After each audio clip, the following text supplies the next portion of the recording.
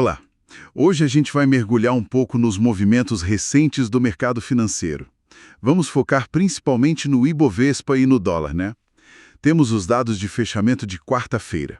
Foi um dia, assim, bem influenciado por notícias lá de Wall Street e também essa coisa de acordos comerciais dos Estados Unidos. A ideia é tentar entender o que realmente está pegando com essas informações. Então o Ibovespa subiu, né? Pegou carona no otimismo lá de fora. Mas, por outro lado, teve uma queda bem forte de uma empresa grande, a WEG. E o dólar? O dólar caiu bem. Ok, vamos tentar entender essa dinâmica. Exato.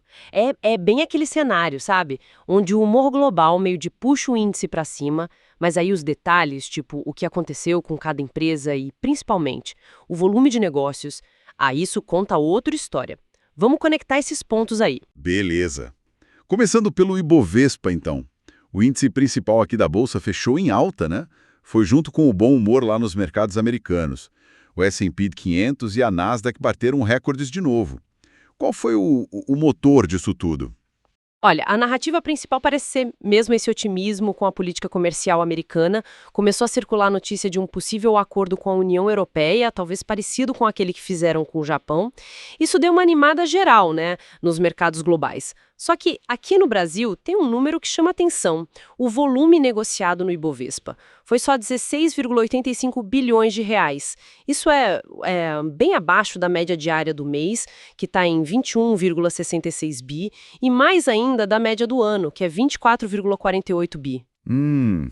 Então quer dizer, o índice sobe, mas com menos gente participando de fato, menos dinheiro girando. O que isso sugere, assim? Né, o otimismo, mas aqui poucos surfistas resolveram entrar na água, digamos assim, por causa do volume baixo. Indica que, apesar desse cenário global positivo no momento, o investidor local talvez se esteja mais receoso, talvez com coisas internas nossas, outros riscos que ainda não sumiram, né? Interessante essa leitura do volume baixo. Faz sentido. E olhando para dentro do índice, para as empresas, a Petrobras, por exemplo, PTR4, teve um dia bom, né? Subiu 2,04%, e isso mesmo com o petróleo Brent lá fora quase parado. Caiu só um pouquinho, 0,12%, para US$ 68,51. Sim, a Petrobras subiu bem. Às vezes, mesmo com o petróleo de lado, podem ter fatores mais específicos da empresa ajudando. Pode ser, sei lá, uma percepção de melhora na gestão, ou talvez expectativa sobre dividendos, alguma coisa interna. Mostra que nem sempre a correlação com o petróleo é, assim, direta e imediata, né? Entendi. E do outro lado da moeda, teve a WEG, WEG3. Aí o dia foi bem diferente. Sim, a WEG. Nossa, aqui a coisa fica bem interessante mesmo. As ações da WEG, o WEG3, elas despencaram 8,01%. Fecharam a R$ 38,01. Foi uma queda forte. O principal gatilho foi o resultado trimestral que a empresa divulgou. Parece que frustrou bastante o mercado. E o curioso é que o lucro foi 10% maior que no ano passado. Veja só. Mas provavelmente o mercado esperava mais, talvez nas margens, ou então as projeções futuras, o guidance, não animaram, principalmente considerando que a ação já estava no preço mais alto, né? E ainda tem aquela preocupação com o impacto das tarifas americanas em alguns produtos que eles exportam. Pesa também. Nossa, 8% é uma queda bem expressiva. Mostra como a expectativa é chave nesse jogo, né? E nas maiores altas, além da Petrobras, teve mais algum destaque? Teve a Raizen, RAIZ4. Teve um bom desempenho, sim, subiu 5,48%, fechou cotada a R$ 1,54. Pode ser reflexo de alguma notícia do setor ou só um movimento de recuperação mesmo do papel. Certo. E falando em movimentos importantes, o dólar, como é que ele ficou nesse cenário todo?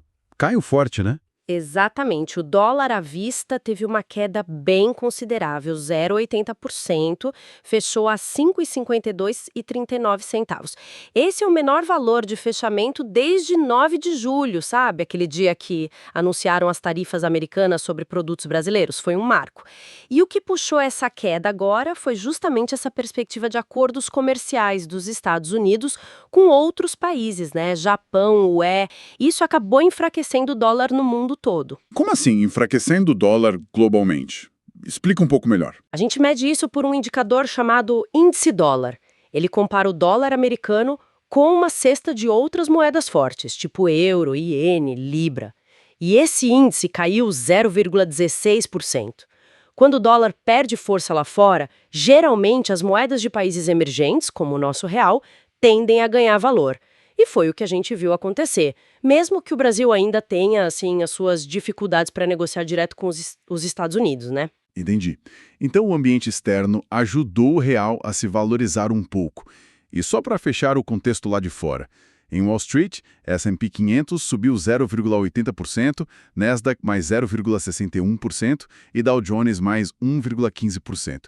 Empresas como Nvidia, GE Vernova ajudaram a puxar muito nessa onda de otimismo comercial. Isso, exato. O desempenho lá fora deu o tom positivo geral aqui também. Ok. Então, para a gente amarrar a análise de hoje, tivemos um dia em que o Ibovespa subiu, né, foi puxado por essas notícias boas lá de fora sobre comércio, mas, ao mesmo tempo, o volume baixo aqui dentro acende um alerta, mostra cautela. E as histórias individuais das empresas, como essa reação forte e negativa para a VEG, mesmo com lucro maior, isso reforça que não dá para olhar só o índice, tem que ver cada caso, os fundamentos, as expectativas, né? Perfeito. Mostra bem essa conexão global, claro, mas também ressalta a importância de ir além da manchete. É preciso analisar os fundamentos, os riscos de cada ativo, e a gente vê como essa dinâmica comercial dos Estados Unidos acaba respingando aqui nos mercados emergentes, mesmo sem um acordo direto nosso com eles na mesa agora. Fica então aquela pergunta no ar, né? Uma reflexão final.